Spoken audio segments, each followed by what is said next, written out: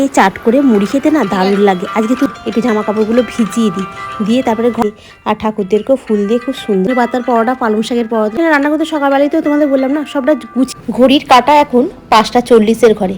বাইরের ওয়েদারটা দেখো কি সুন্দর হয়ে আছে না, একদম নিঝুম শান্ত পরিবেশ, বেশ ভাল লাগে দেখতে। ঘুম থেকে উঠেছি তখন বাজে 5টা। দেখো সকালবেলা আবার বজরংবলী আর নারায়ণকে দিয়েই আজকে ব্লগটা স্টার্ট করলাম। আর উপরে রয়েছে আমার বাবা লোকনাথ আর মা কালী।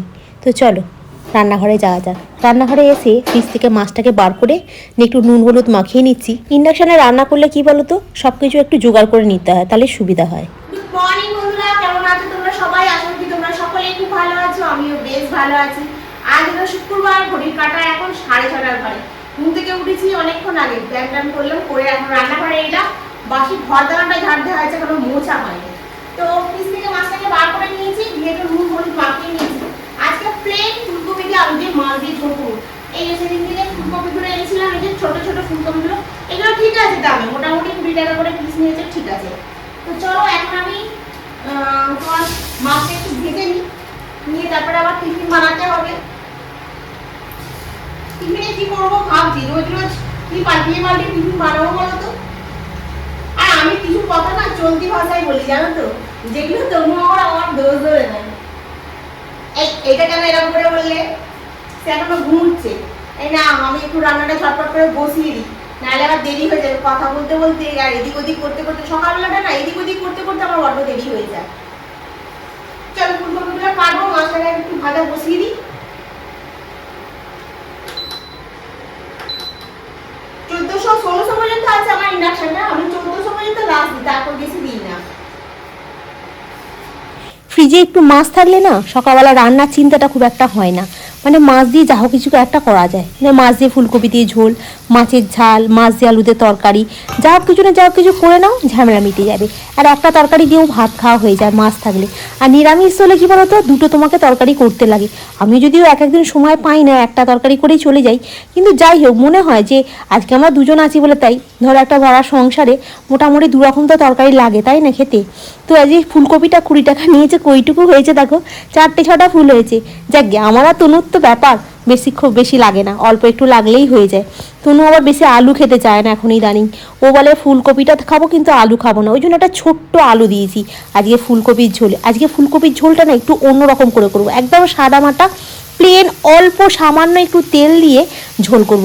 আমার এক স্টুডেন্ট বলছিল আপনারা বেশি তেল খান না, আমি না না আমরা বেশি তেল খাই না, আমি আর তেল দিয়ে রান্না করি, তনু রান্না করলে তো আবার একেবারেই তেল দেয় না, খুব সামান্য একটু তেল না দিলে নয়, সেটুকু দেয়। সেদিনকে তো দেখালাম ডিম টোস্টে কী তেল দিয়েছে বাবা, একটুখানি খালি নামমাত্র খালি চারুরাতে ঘুরিয়ে নিল। হ্যাঁ হ্যাঁ, এইরকম খাওয়াই ভালো, এটা কিন্তু স্কিনের জন্য খুব ভালো, শরীরের জন্য ভালো, কারণ বেশি তেল খাওয়া ভালো নয়। তো আজকে ঝোলটা একদম প্লেন করবো বলেছি, মানে একদম সাদামাটা ঝোল করবো রুগীদের মতো। দেখো একটুখানি আদা নিয়েছি, জিরে নিয়েছি, ধনে নিচ্ছি, একটু হলুদ নিচ্ছি, এই দিয়েই মশলাটাকে কষিয়ে নেবো, নিয়ে তোমার আজকে ঝোলটা রান্না করব। আর এই ঝোলটা না সত্যি কথা বলতে কি, একটু লেবু দিয়ে যদি ভাত দিয়ে মেখে খাওয়া হয় না, দারুণ লাগে। আর এই দেখো মশলার জায়গাগুলো একটু এখানে গুছিয়ে গুছিয়ে রেখে দিই, কারণ বেশ ভালো লাগে আমার এরকম বেশ সাজিয়ে গুছিয়ে রাখতে না, রান্নাঘরই বলো, ঘরই বলো, আর নিজের জীবনকেই বলো।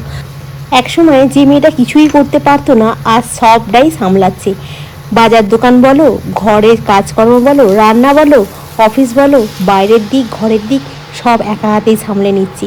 মানে কি বলবো, মেয়েরা পারে না এমন কিছু কোনো কাজ নেই, তাই না। তো ফুলকপিটাকে ভালো করে কষিয়ে নিচ্ছি, আজকে না টমেটো দিতে একদম ভুলিয়ে গেছি, কিন্তু ফুলকপির ঝোলটা কিন্তু দারুণ স্বাদ হয়েছিল। তনুও পুরোটা খেয়ে নিয়েছে, আর আমিও অফিসে গিয়ে খেয়েছি, তো দারুণ লাগছিল।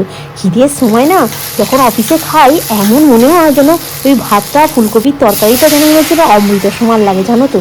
খিদে পেলে দেখবে ঝনঝনে, তখন দেখবে কিছু জিনিসটাই খাও না কেন খুব টেস্ট লাগে খেতে।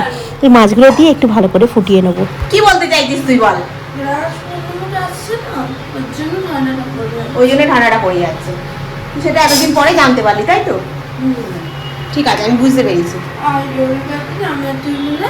কোথায় যাবো আবার? রাত দেখতে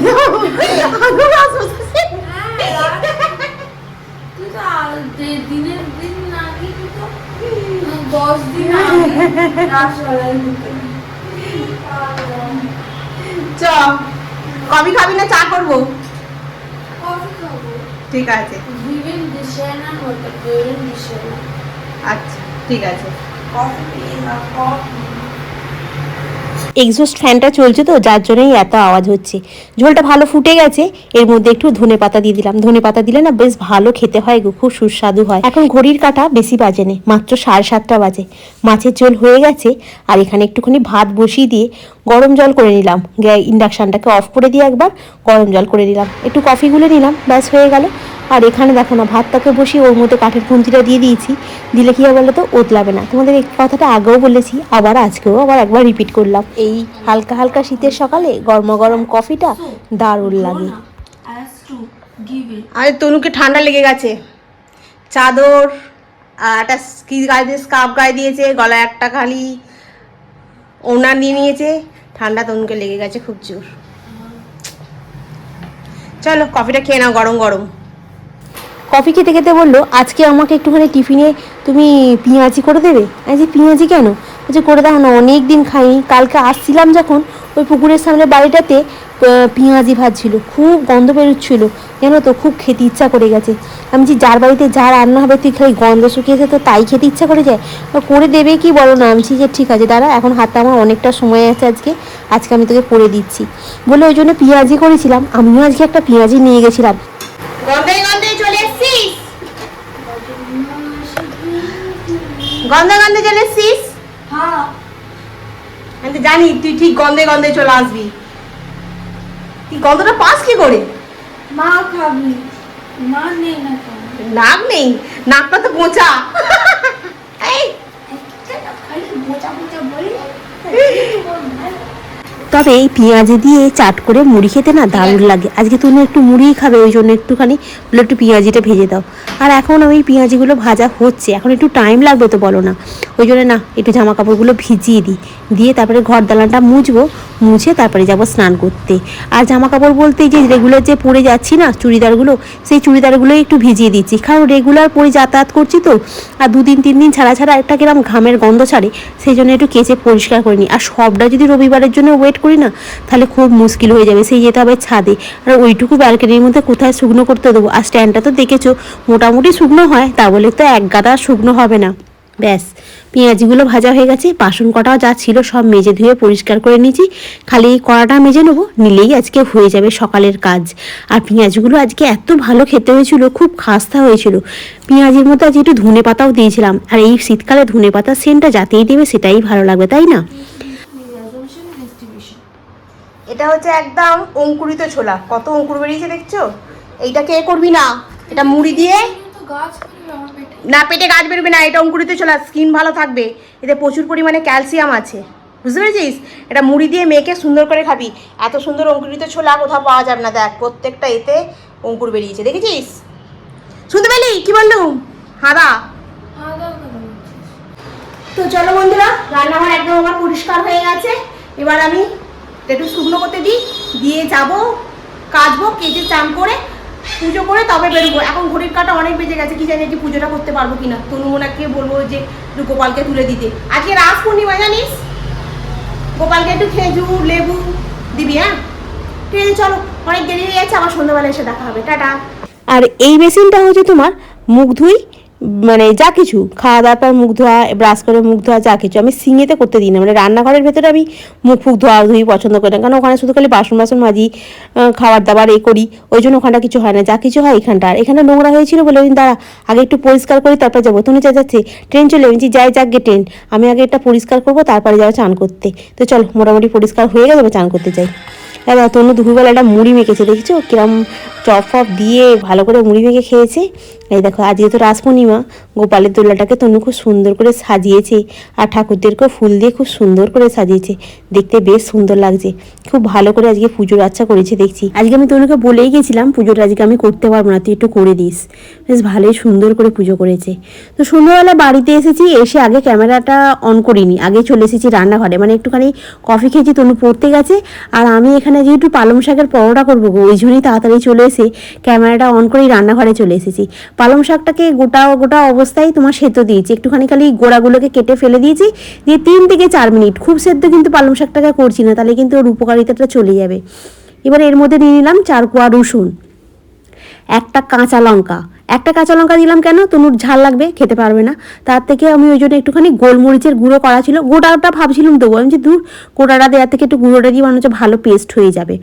আর এই মিক্সিতে ওই জন্য ভালো করে এঁটে নিলাম। দিয়ে তোমরা চাইলে একটুখানি তো জল শুদ্ধও দিতে পারো, আবার একটুখানি জল দিয়েও পেস্ট করতে পারো, মানে শাকটা যখন তুলছো না জল শুদ্ধ শাকটা দিতে পারো, আবার একটু শাকটাতে নিগড়ে নিয়ে একটু জল দিয়েও পেস্ট করতে পারো। আর এখানে দিলাম একটু নুন, একটুখানি কালো জিরে, আর একটুখানি সামান্য একটুখানি তেল দিলাম ময়ান হিসাবে আর কি। হ্যাঁ, তোমার এমনি রুটি পরোটাতে দেখবে একটু তেল দিয়ে যদি মাখা যায় না, রুটিটা একটু নরম হয়। আর এখানে পালং শাকটা দিয়ে দিলাম, দিয়ে ভালো করে একদম মেখে নিলাম। এখন কিরকম সবুজ হয়ে গেছে দেখেছো, প্রথমে তো ভাবছিলাম সবুজই হবে না এইটুকু পালং শাক দিয়ে, তবে না, যে আটাটাও তো একটুখানি, তো ওই জন্য ভালো করে একদম মেখে নিলাম। নিয়ে ভালো করে একটা 4টে লিচি কাটছি, কারণ তনুর দুটো আমার দুটো হবে। তনু তো পড়তে গেছে, এসেই খিদে পেয়ে যাবে, খেতে দেবো যখন তখন বলবে হ্যাঁ পালং শাকের পরোটা হয়েছে, কি আনন্দ পাবে। হ্যাঁ, আর ধনে পাতার পরোটা, পালং শাকের পরোটা, পনিরের পরোটা, এগুলো খেতে তনু খুব ভালোবাসে। আর এটাকে আজকে তেল দিয়েও বেলবো না, তেল দিয়ে বেললেও হয়, কিন্তু আমি আটা দিয়েই বেলবো। আটা দিয়ে যেহেতু সবটাই মানে হেলদি ব্যাপারটা চলছে বলে আটা দিয়ে বেলি, বেশি তেল দিয়ে খেলে হবে না। আমার এক স্টুডেন্ট আমাকে বলছে ম্যাডাম আপনারা খুব তেল খান। আমি বলছি না আমরা তেলই খাই না, 1 কেজি তেল আমার সারা মাস হয়ে যায়। যদিও 1 কেজি তেল সারা মাস হয় না, মোটামুটি 1.5 কেজির উপরে তেল লাগে সারা মাস, মানে সর্ষে তেলটা নিয়ে। সর্ষে তেলটা সবটা খরচা হয় না, 1 কেজি সর্ষে তেলের মধ্যে খানিকটা তোমার ঠাকুরের কাছে চলে যায় 500, আর 500 এখানে থাকে। আর এর মধ্যে একটু ভাজা মশলা দিয়ে দিলাম, ভাজা মশলাটা অপশনাল, মানে দিতেও পারো নাও দিতে পারো, দিলে একটু সেন্ট ছাড়বে এই আর কি, ওই জন্য একটু দিয়ে দিলাম। ছিল যখন তখন দিই, অসুবিধা নেই, ওই জন্য একটু দিয়ে দিলাম। দিয়ে 4 সাইড থেকে একটুখানি ভালো করে মুড়ে নিলাম। নিয়ে আজকে চৌকো যে পরোটাগুলো হয় না, বাংলাদেশি পরোটা, এই বাংলাদেশি পরোটাগুলো আমার খেতে খুব ভালো লাগে। ওদের মানে বাংলাদেশে বেশ খুব সুন্দর চৌকো করে পরোটা ভাজে, আর চিমটি করে তুলে পরোটাগুলো যে একটা ঝুড়ির মতো করে রাখে, বেশ দেখতে হেভি লাগে। আমার ওরকম খুব ভালো লাগে। আমি ভাবছি দোকানে একটু জিজ্ঞাসাও করেছিলাম যে চিমটিগুলো পাওয়া যায়, এই দোকানগুলো আমাদের এখানে আবার রাখেনি, কোনোদিন যদি অবনি মলে যাই ওখান থেকে নিয়ে আসবো চিমটি। আর বেতের যে ঝুড়িগুলো হয় না, সেই ঝুড়িগুলোর মধ্যে পরোটাগুলো রাখে, দেখতে হেভি লাগে। আর ব্লগেতে করে তো খুব সুন্দর লাগে। আমি বাংলাদেশের ব্লগ দেখি অনেকেরই, বেশ ভালো লাগে আমার। আর আমি এখন এই যে বেলে নিচ্ছি, 4 কোণ করে পরোটা হয়ে গেল চৌকো। এই চৌকো পরোটাগুলোকে এবারে ভেজে নেবো। আর 4টে পরোটা তো ঝটপট করে বেলে নিয়েছি, নিয়ে এখানে একদম ইন্ডাকশান মানে জেলে নিয়েছি, কারণ ইন্ডাকশানে রান্না করতে সকালবেলায় তো তোমাদের বললাম না, সবটা গুছিয়ে নিলে না ঝটপট করে রান্না হয়ে যায়। আর আমার এখানে তোমার 1000, 1200, 1400 পর্যন্ত আমি লাস্ট করি, দিয়ে ভেজে নিই ভালো করে, তাড়াতাড়ি হয়ে যায়। 1400 পর্যন্ত দিলে মোটামুটি তাড়াতাড়ি হয়ে যায়, বেশিক্ষণ লাগে না। আর তেল দেবো না, আগে যেমন রুটি সেঁকে ওরকম রুটির মতো করে শিখে নেবো, চাটুতে করলেই হতো। কড়াটা যেহেতু পালং শাক করেছিলাম ওটাই মেজে ধুয়ে রেখেছি, ওটাই বসিয়ে দিয়েছি, ধুয়ে আবার নতুন করে কি চাটু বসায়। তো মোটামুটি একটা শেখা মতো হয়ে যাচ্ছে। এর উপরে 1 চামচ তেল দিয়ে তোমার ভেজে নেবো, তাহলেই হয়ে যাবে। হেলদি খাবার হিসেবে করে খেতেই পারো, ভালো লাগবে, খারাপ লাগবে না। এর সঙ্গে একটুখানি ধরো পনিরের তরকারি কিংবা আলু চচ্চড়ি করলেও ভালো লাগবে। তনুকে তো আলু চচ্চড়ি করেই দিতে হলো, তনু আবার শুকনো খেতে পারলো না।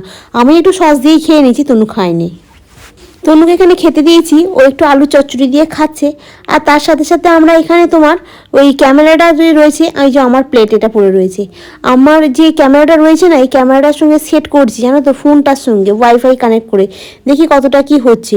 তনুই করে দিচ্ছিল, এই কি জানি এখান থেকে হবে নাকি দোকানে আবার যেতে হবে খবর দিতে। দোকানে গিয়ে জিজ্ঞাসা করেছি, দোকানে অনেক টাকা দাম বলছে গো, সেট করতে লাগবে। ওই জন্যই বাড়িতেই চেষ্টা করছি, যদি একান্ত না হয় তাহলে গিয়ে দোকানে যাব।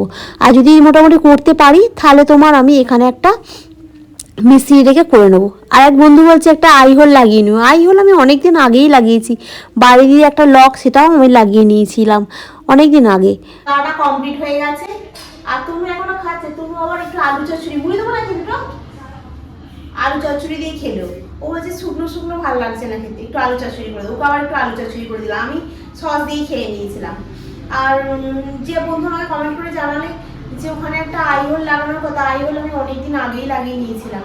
আমার সোফাটা একবার হয়ে গেছিল, তো তখন আমি আইহোল মিস্ত্রি রেখে লাগিয়েছিলাম। সোফা সারাতে এসেছিলো তখনই আমি লাগিয়ে নিয়েছিলাম। তার বাইরে দিয়ে যে লক সিস্টেমটা, ওই লক সিস্টেমটা আমি এদের ফ্ল্যাটে লাগিয়েছি।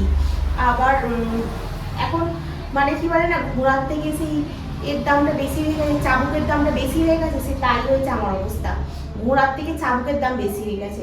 এখন আমি একটা ইনস্টলেশনের জন্য দিয়েছি, বলছে অনেক টাকা হবে, 5000 টাকা। আমি কি পাগল আছে নাকি, ইনস্টলেশনের জন্য 5000 টাকা?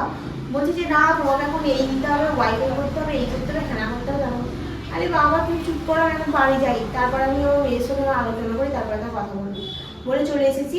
তুমি ওটাই সেভ করছিল কি করে কি করতে হবে না করতে হবে, বাড়িতে ফোনের মাধ্যমে ওয়াইফাই দিয়ে যদি হয়ে যায় ঠিকঠাক, তাহলে আমি একটা মিস্ত্রি দেখে খালি সেট করিয়ে নেবো ব্যাপারটাকে, দেখা যাক কতটা কি করতে পারে, নাহলে মিস্ত্রি দেখে একটা ওয়াইফাই দেখে কি করলে কি হয় না হয়, তুমি একটা ঝালাই আমি করলাম। যাই হোক চলো, আজকে যে পরোটাটা করেছিলাম মোটামুটি মানে এত সুন্দর নয় যে ওটার সাথে আর কিছু লাগবে না, মোটামুটি খারাপ খেতে হয়নি। এখন সিজনের জিনিস তো, পালং শাকের পরোটা বলো, তারপরে তোমার ধনে পাতার, এগুলো মোটামুটি ভালোই লাগে করে করে খেতে। আর আজকের ব্লগটা এখানেই শেষ করছি, নেক্সট ব্লগে আবার তোমাদের সঙ্গে দেখা হবে। তোমরা খুব ভালো থেকে সুস্থ থেকে, গুড নাইট।